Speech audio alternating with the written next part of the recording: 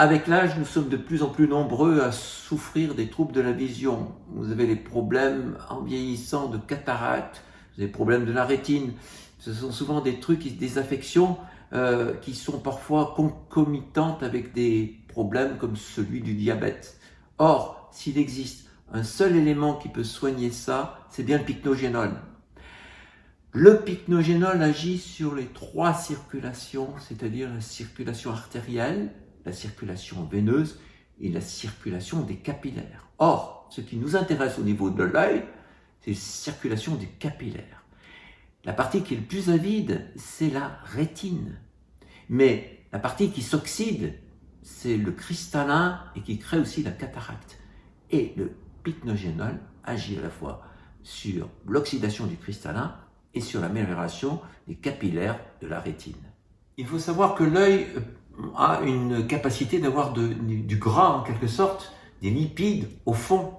Et cette barrière doit être protégée par quelque chose de particulier qui est le pycnogénol. Et cette barrière peut être protégée aussi par les caroténoïdes, par la lutéine et tout un tas d'acides gras polyinsaturés que nous allons prendre.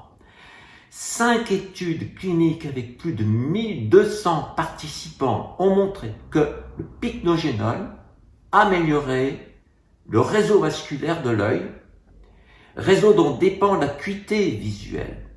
En outre, les effets protecteurs d'une combinaison de lutéine et de pycnogénol sur la rétine ont été évalués en laboratoire, en plus de leur potentiel antioxydant.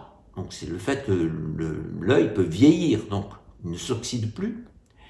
Le pycnogénol et la lutéine agissent en synergie, c'est-à-dire que les deux vont se renforcer l'un l'autre et permettre d'augmenter de 60% la protection des lipides de la rétine contre l'oxydation. Donc on a une amélioration globale de la circulation, de l'acuité visuelle et on empêche l'œil de vieillir.